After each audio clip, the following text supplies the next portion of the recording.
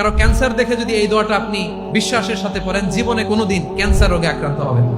দুর্ঘটনা দেখে যদি পড়েন, ওই দুর্ঘটনা আপনাকে স্পর্শ করবে না। যে কোনো কারো বিপদ দেখে যদি কোনো বিশ্বাসী বান্দা এই দোয়া পড়ে, বিশ্বনবী বলেন লাম ইউসিবহু যালিকাল বালা, ওই বিপদ তাকে আর ধরবে না। উফিয়া মিনহু মিন যালিকাল বালা কাইনাম মা কান, সে যতদিন হায়াত পাবে কোনোদিন ওই বিপদ তাকে স্পর্শ করবে না।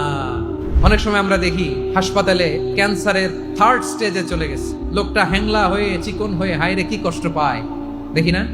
বিষ্ণুই বলে একটা দোয়া যদি কেউ অন্যের কোনো বিপদ দেখে পড়ে, ওই বিপদ তার জীবনে কখনো আসবে না। অনেক সময় হয় যে আমরা মহাসড়ক দিয়ে যখন চড়ি, দুর্ঘটনায় আইরে আল্লাহ, দুর্ঘটনায় মানুষের মাথা একদিকে দেহ আরেকদিকে, এরকম হয় না? আল্লাহ তুমি হেফাজত করো। বিশ্বনবী বলেন এই দুর্ঘটনা দেখে কেউ যদি এই দোয়াটা পড়ে, তার জীবনে সে কোনোদিন এরকম অ্যাক্সিডেন্টের সম্মুখীন হবে না। শুনবেন, বিশ্বনবী বলেন অন্যের বিপদ দেখে কেউ যদি পড়ে, আলহামদুলিল্লাহিল্লাযী আফানি মিম্মা বাতালাকা বিহি ওয়া ফাদ্দালানি আলা কাসীরিম মিম্মান খালাকা তাফদীলা, মানে প্রশংসা সে আল্লাহর, যে আল্লাহ তাআলা তোমাকে যেই জিনিস দিয়ে পরীক্ষা করেছে, আমাকে ওইটা থেকে বাঁচিয়ে দিয়েছে।